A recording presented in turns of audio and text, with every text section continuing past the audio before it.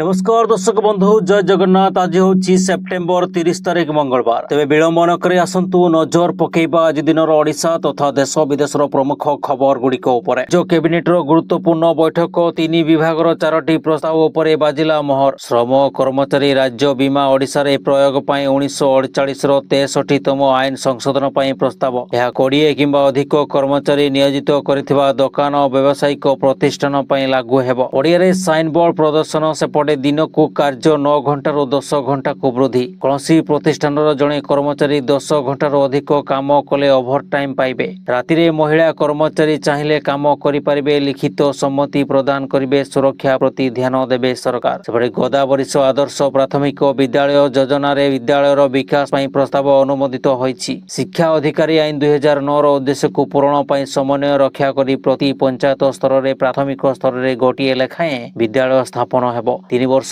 पर्यंत 2200 विद्यालय निर्माण और खर्च हेबो 1200 कोटी। 5 कोटी अधिक टंका गोटे विद्यालय पर खर्च हेबो। प्रथम पर्यायर 3 वर्ष एवं परे समस्त पंचायत रे निर्माण कराजिबो। केन्दुझर घटगां ताराणी मंदिर एवं पारिपार्श्विक उन्नति पर डीपीआर प्रस्तुत सरिछि। 69 एकर पारिपार्श्विक उन्नति हेबो। खर्च हेबो 226 कोटी टंका। 246,000 विशिष्ट यात्री निवास नोडिया भंडार एका सांगरे बसिला भली 500 सीट विशिष्ट हॉल निर्माण हेबो। दर्शक बंधु चैनल टी को जदि एबे जाय सब्सक्राइब करनाहंती तेबे सब्सक्राइब करी पाखर थिबा ऑल बेल नोटिफिकेशन आइकन टी को दबाई दियंतु जहा फल रे प्रत्येक दिन सर्वप्रथमे आपण ताजा खबर गुडी को जानि परिबे। एवं वीडियो टी आपण केउ जिल्ला रो देखुछंती कमेंट माध्यम रे जणांतु। परवर्ती खबर सिग्नल मानिलानी प्लाटफॉर्म भीतर को माड़ी आसिला शताब्दी एक्सप्रेस। स्टेशन मास्टर को पई टळीगला बड़ दुर्घटना। घटना को नहीं दायित्वहीन 2 लोक पायलट अटक। मार्कणा रेल स्टेशन रु रविवार संध्यारे एभली दृश्य सामना को आसीछि। बड़ धरणर दुर्घटना रो बर्ती जाइछि एही रेलवे स्टेशन। हावड़ा रो पुरी अभिमुखे जाउथबा शताब्दी एक्सप्रेस ट्रेन टी सर रेल स्टेशन अतिक्रम करिया परे मार्कणा स्टेशन रो 2 नंबर प्लाटफॉर्म दे जिबा को थिला। मात्र स्टेशन मास्टर सिग्नल देवा पूर्वरु लोक पायलट द्रुत गति रे थिबा ट्रेन टी को स्टेशन भीतर को भर्ती कर देथिले। तेबे तुरंत स्टेशन मास्टर ट्रेन टी को अटकाइबारु एक बड़ धरणर अघटन को रोका जाइथिला। ए घटना रे 2 लोक पायलट को अटक रखा जाइथिबा सूचना मिलिछि। परवर्ती खबर पुणी जणे ओडिया को रिजर्व बैंक रे गुरुदायित्व भारतीय रिजर्व बैंक डेपुटी गवर्नर भाबे शिरीष चंद्र मुर्मू को नियुक्ति देछि। अक्टोबर 9 रे से दायित्व ग्रहण करिवे एवं 3 वर्ष पय एही पदवी रे रहिबे। शिरीष को नियुक्ति को अनुमोदन देछि केंद्र कैबिनेट रो नियुक्ति कमिटी।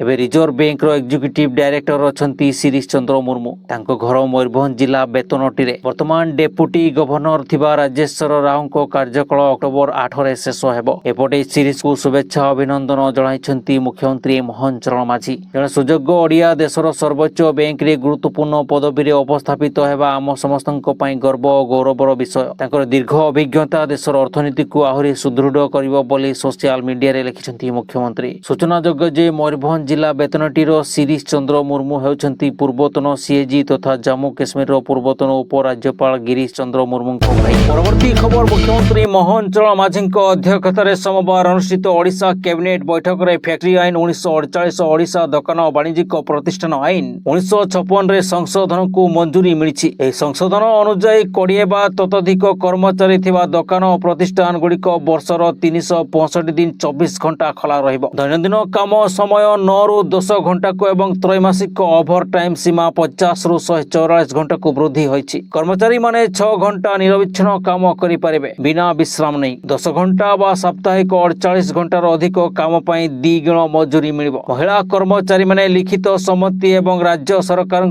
सुरक्षा शर्त सहित सकाळ 6टा पूर्वर राति 7टा परे काम करि परिबे। दुकान गुडी को ओडिया रे साइन बोर्ड लगाइबा बाध्यतामूलक। फैक्ट्री गुड़िकरे दैनिक काम समय 8 रु 10 घंटा को वृद्धि होइछि। साप्ताहिक सीमा 48 घंटा। विशेष मामला रे 12 घंटा काम 13 घंटा स्पेड ओभर एवं साप्ताहिक 60 घंटा ओभर टाइम अनुमोदित। ओभर टाइम पई 2 गुणा मजूरी मिलिबो। सरकारी बयान अनुसार एही संस्कार छोट व्यवसाय रो अनुपालन भार ह्रास करिबो। उद्योग को प्रोत्साहन देबो। अर्थनैतिक कार्यकलाप वृद्धि करिबो एवं महिलांको पई संगठित क्षेत्र रे अधिक कामर सुजोग सृष्टि करिबो। यह राज्य रे नूतन ନୂତନ ବିନିଯୋଗ ଆକର୍ଷଣ କରି ଶିଳ୍ପାୟନକୁ ତ୍ୱରାନ୍ୱିତ କରିବା। ପରବର୍ତ୍ତୀ ଖବର, ଭାରତୀୟ ଟେକ୍ କମ୍ପାନୀ ଜୋହୋ ଏକ ନୂତନ ମେସେଜିଂ ଏବଂ କଲିଂ ଆପ୍ ଲଞ୍ଚ କରିଛି, ଯାହାକୁ ହ୍ୱାଟ୍ସଆପ୍ର ଏକ ଦମଦାର ବିକଳ୍ପ ଭାବରେ ବିବେଚନା କରାଯାଉଛି। ଏହାର ଶୁଭାରମ୍ଭ ହେବା ପରଠାରୁ ଏହି ଆପ୍ ସୋସିଆଲ ନେଟୱାର୍କିଂ ଜଗତରେ ଟ୍ରେଣ୍ଡରେ ରହିଛି। ଏହି ନୂଆ ଆପ୍ ବାରଟାଇ କେବଳ ଚାଟିଂ ଏବଂ କଲିଂ ନୁହେଁ, ବରଂ ମିଟିଂ, ଚ୍ୟାନେଲ ଏବଂ ଆଣ୍ଡ୍ରଏଡ୍ ଟିଭି ସପୋର୍ଟ ଭଳି ଫିଚର ମଧ୍ୟ ରହିଛି। ଏଠାରେ 5ଟି ଦମଦାର ଫିଚର ଅଛି, ଯାହା ଏହାକୁ ହ୍ୱାଟ୍ସଆପ୍ ଠାରୁ ଅଧିକ ଉତ୍କୃଷ୍ଟ ବୋଲି ପ୍ରମାଣିତ କରୁଛି। ପରବର୍ତ୍ତୀ ଖବର, କେନ୍ଦ୍ରୀୟ ସରକାରୀ କର୍ମଚାରୀଙ୍କୁ ଜାତୀୟ ପେନ୍ସନ ବ୍ୟବସ୍ଥା ଏନ୍ପିଏସ୍ରେ ରହିବା କିମ୍ବା ଯୁକ୍ତ ପେନ୍ସନ ବ୍ୟବସ୍ଥା ୟୁପିଏସ୍କୁ ବାଛିବା ପାଇଁ 30 ସେପ୍ଟେମ୍ବର 2025 ଶେଷ ତାରିଖ ରହିଛି। ୟୁପିଏସ୍ ନିଶ୍ଚିତ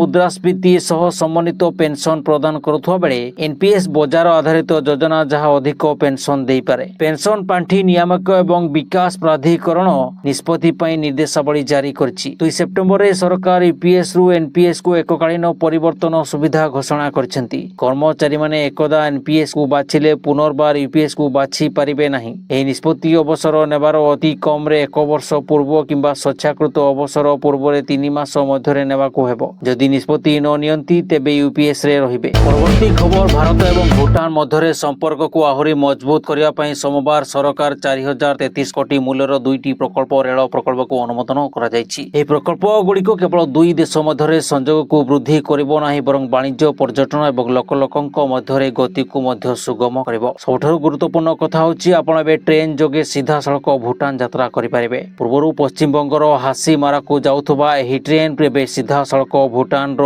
ଗଲେଫକୁ ଚାଲିବ। ପ୍ରଥମ ପ୍ରକଳ୍ପ ହେଉଛି ଆସାମର କୋକଝରାରୁ ଭୁଟାନର ଗଲେଫ ପର୍ଯ୍ୟନ୍ତ ଏକ ରେଳ ଲାଇନ୍ ନିର୍ମାଣ କରିବା।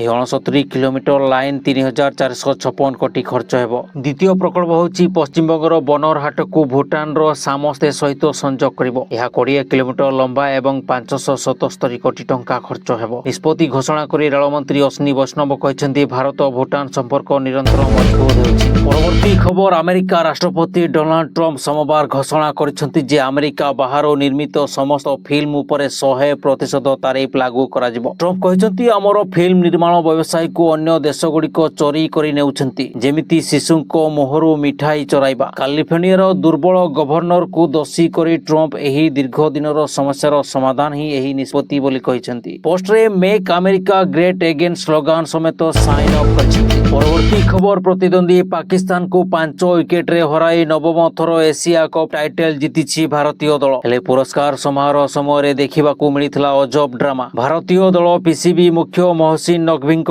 ଠାରୁ ଏସିଆ କପ୍ ଟ୍ରଫି ଗ୍ରହଣ କରିବାକୁ ମନା କରିଦେଇଥିଲା। ବିନା ଟ୍ରଫିରେ ଭାରତୀୟ ଦଳ ସେଲିବ୍ରେସନ କରିଥିଲା। ଦୁବାଇରେ ଭାରତୀୟ ଦଳ ଏସିଆ କପ୍ ଟ୍ରଫି ଗ୍ରହଣ କରିବାକୁ ମନା କରିବା ପରେ ଟ୍ରଫି ନେଇ ଚାଲି ଯାଇଥିଲେ ପିସିବି ମୁଖ୍ୟ ମହସିନ ନକଭି। ଏନେଇ ତାଙ୍କ ବିରୋଧରେ ନଭେମ୍ବରରେ ହେବାକୁ ଥିବା ଆଗାମୀ ଆଇସିସି ବୈଠକରେ ବିସିସିଆଇ ଅତ୍ୟନ୍ତ ଦୃଢ ପ୍ରତିବାଦ କରିବ। କେବଳ ଏତିକି ନୁହେଁ, ସେମାନେ ମହସିନ ନକଭିଙ୍କୁ ଯଥାଶୀଘ୍ର ଟ୍ରଫି ଫେରାଇବା ପାଇଁ ଏକ ଅଲ୍ଟିମେଟ ମଧ୍ୟ ଦେଇଥିଲେ। ବିସିସିଆଇ ସଚିବ ଦେବଜିତ ସାଇକିଆ ଦଳର ମନାକୁ ଯଥାର୍ଥ କରି କହିଛନ୍ତି ଯେ ଭାରତ ଏପରି ଜଣେ ବ୍ୟକ୍ତିଙ୍କ ଠାରୁ ଟ୍ରଫି ଗ୍ରହଣ କରିବ ନାହିଁ, ଯିଏ ଦେଶ ବିରୁଦ୍ଧରେ ଯୁଦ୍ଧ କରୁଛନ୍ତି।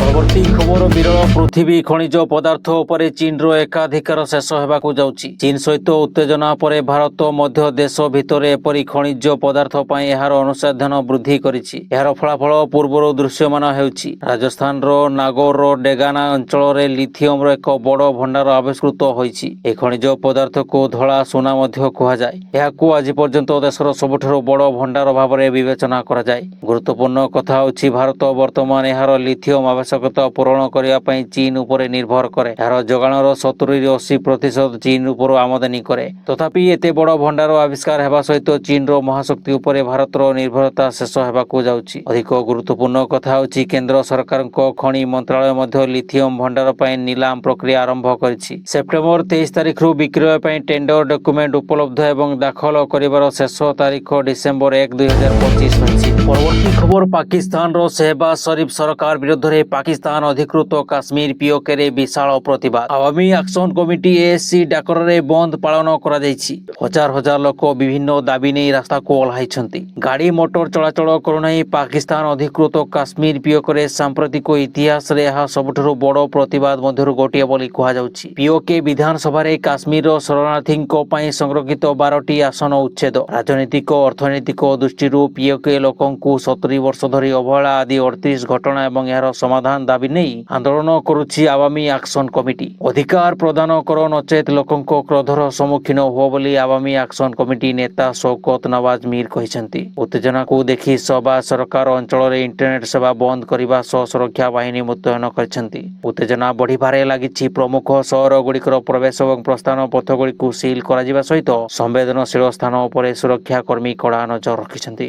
ପରବର୍ତ୍ତୀ ଖବର କାନାଡା ଲରେନ୍ସ ବିଷ୍ଣୋଇ ଗ୍ୟାଙ୍ଗକୁ ଏକ ଆତଙ୍କବାଦୀ ଗୋଷ୍ଠୀ ଭାବରେ ଘୋଷଣା କରିଛି। କାନାଡା ସରକାର କହିଛନ୍ତି ଯେ ଏହି ଗ୍ୟାଙ୍ଗ ଭାରତରେ ଅବସ୍ଥିତ ଏବଂ ଏହାର ନେତା ଜେଲରେ ଥିବା ସମୟରେ ମୋବାଇଲ ଫୋନ ବ୍ୟବହାର କରି ଅପରାଧ କରେ। ଆତଙ୍କବାଦୀ ସଂଗଠନ ଘୋଷଣା ପରେ କାନାଡା ସରକାର ଏବେ ଗ୍ୟାଙ୍ଗର ସମ୍ପତ୍ତି ଜବତ କରିପାରେ ଏବଂ ସେମାନଙ୍କର ବ୍ୟାଙ୍କ ଆକାଉଣ୍ଟ ବନ୍ଦ କରିପାରିବ।